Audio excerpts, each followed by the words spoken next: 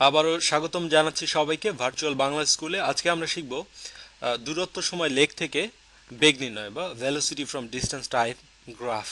Graph সম্বন্ধে আমাদের সবার মোটামুটি একটু আধটু ধারণা নিশ্চয়ই আছে। এখানে দুটো অক্ষ থাকে, একটা হচ্ছে এক্স অক্ষ, এটা হচ্ছে এক্স অক্ষ, এবং এটা হচ্ছে ওয়াই অক্ষ। এবং এখানে দুটো যেখানে সেট করে এটাকে আমরা বলবি মূল বিন্দু। আমরা যদি একটা বস্তুর মুভমেন্ট একটা একটা বস্তুর মুভমেন্ট রেকর্ড করি বা একটা মানুষই ধরলাম,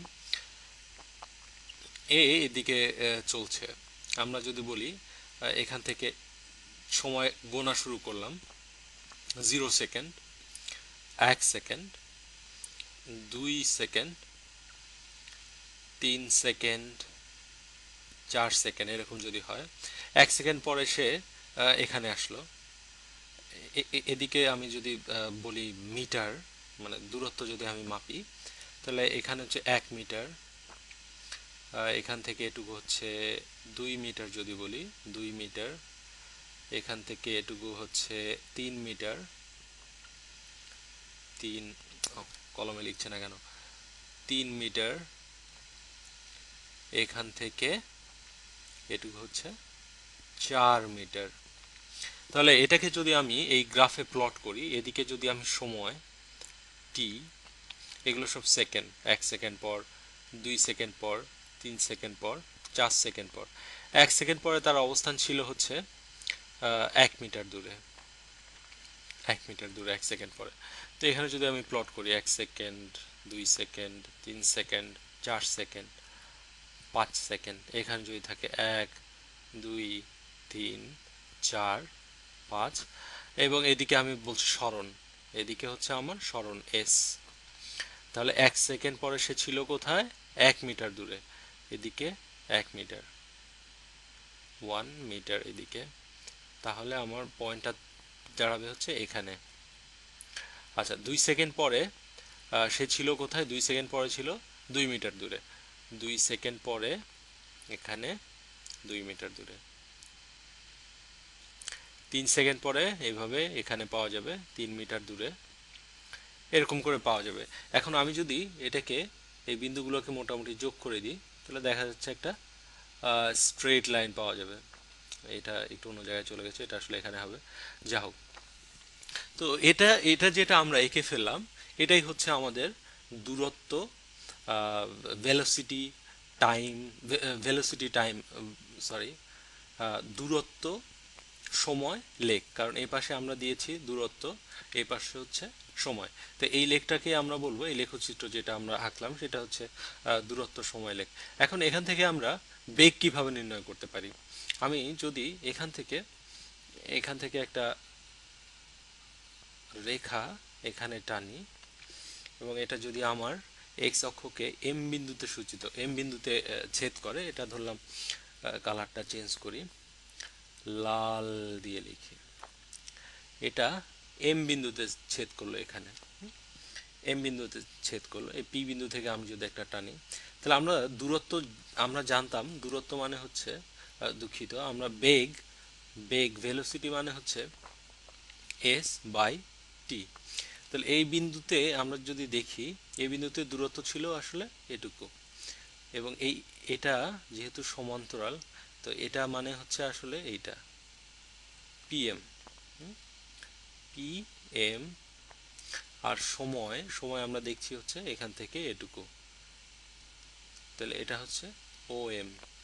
তাহলে আমরা যদি লেখচিত্র এঁকে পিএম এবং ও এম এর দৈর্ঘ্য বের করতে পারি, তাহলে আমাদের মোটামুটি এই লেখচিত্র থেকে আমরা যেটা বের করতে পারবো সেটা হচ্ছে ভেলোসিটি। আমরা বের করতে পারছি দূরত্ব এবং সময় লেখচিত্র থেকে। আশা করি সবার কাছে ব্যাপারটা মোটামুটি ক্লিয়ার হয়েছে। কিন্তু এখানে একটা জিনিস কিন্তু পরিষ্কার, যে আমি প্রতি সেকেন্ডে সমান দূরত্ব অতিক্রম করছিলাম, মানে এটা ছিল আসলে সুষম বেগের ক্ষেত্রে বা সমবেগের ক্ষেত্রে। যদি এমন হয় অসমবেগ হয়, যদি এরকম হয়, আমরা আর একটা লেখচিত্র দেখি সেটা কিরকম অসমবেগের ক্ষেত্রে দূরত্ব সময় লেখচিত্রটা কিরকম হবে অসমবেগের ক্ষেত্রে। অসমবেগ, অসম বেগ। আমরা আবার একটা লোককে বললাম, সে এখান থেকে ধরলাম যাত্রা শুরু করলো, টি সমান যখন 0, তো সে প্রথম সেকেন্ডে সে গেল 1 মিটার, দ্বিতীয় সেকেন্ডে সে চলে গেল 4 মিটার, 1 সেকেন্ড, তৃতীয় সেকেন্ডে সে 9 মিটার চলে গেল এরকম, তৃতীয় সেকেন্ডে সে গেল 9 মিটার, এখান থেকে এটুকু ছিল 4 মিটার, এখান থেকে এটুকু ছিল 1 মিটার। তাহলে এখানে দেখা যাচ্ছে যে আমাদের বেগটা সুষম না, অসম। তো সেই ক্ষেত্রে লেখচিত্রটা কিরকম হবে? সেক্ষেত্রে লেখচিত্রটা একটু ডিফারেন্ট দেখাবে দেখতে। এদিকে এক্স অক্ষ, এদিকে ওয়াই অক্ষ, এটা মূল বিন্দু, এদিকে আমরা এঁকেছিলাম সময়, এদিকে এঁকেছিলাম সরণ। আচ্ছা, তো এটা এটা দেখতে অনেকটা এরকম এরকম একটা রেখা হবে আর কি। তো এটা হচ্ছে অসমবেগের ক্ষেত্রে। এখন অসমবেগের ক্ষেত্রে আমরা বলছি যে আমরা এই বিন্দুতে আমাদের বেগ কত সেটা বের করব। পি বিন্দুতে বেগ কত হবে সেটা আমাদেরকে বের করতে হবে অসমবেগের ক্ষেত্রে। এখন আমরা তো গতবার মোটামুটি একটা ত্রিভুজ এঁকে বের করে ফেলেছিলাম, এবার তো সেটা সম্ভব হচ্ছে না। কিন্তু এবার আমরা যদি বের করি এই পি বিন্দুতে যেটা হবে সেটা আসলে তাৎক্ষণিক বেগ, এবং এই তাৎক্ষণিক বেগ যদি আমরা ছোট্ট একটা ত্রিভুজ মতো এখানে আঁকার চেষ্টা করি, এরকম এ বি সি, এবিসি ত্রিভুজ, তাহলে এখান থেকে আমরা দেখতে পাচ্ছি এসি এসি বাই বিসি, এদিকে সময়, তাই না, এদিকে ছিল সময়, এসি বাই বিসি, এটা হচ্ছে আমাদের ওই ওই পি পয়েন্টে, পি বিন্দুতে বেগ বেরিয়ে যাবে, পি বিন্দুতে বেগ। কিন্তু এত ছোট ত্রিভুজের মেজারমেন্ট তো আমরা বের করতে পারবো না। তাহলে আমরা এক কাজ করি, এই বরাবর এই রেখার একটা স্পর্শক এঁকে ফেলি, এই রেখার স্পর্শক এঁকে ফেলি, এবং যেটা যেটা এক্স অক্ষকে ই বিন্দুতে ছেদ করে, এটা এখান থেকে যোগ করে দিই,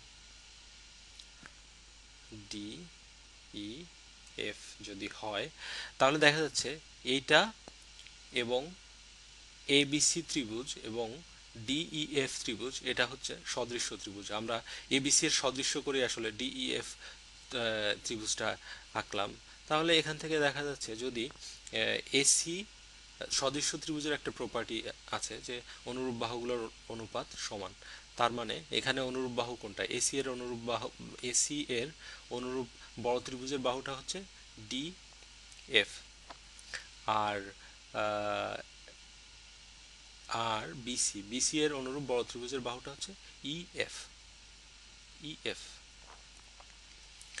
তো এসি বাই বিসি সমান ইএফ বাই ডিএফ, এটাই হচ্ছে আমাদের তাৎক্ষণিক বেগ ওই বিন্দুতে, এই বিন্দুতে তাৎক্ষণিক বেগ আমরা বের করে ফেলতে পারলাম এই অসমবেগের দূরত্ব সময় লেখচিত্র থেকে।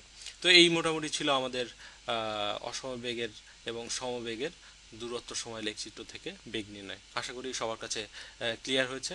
আগামী পর্বে আবার দেখা হবে। এ পর্যন্ত বিদায়।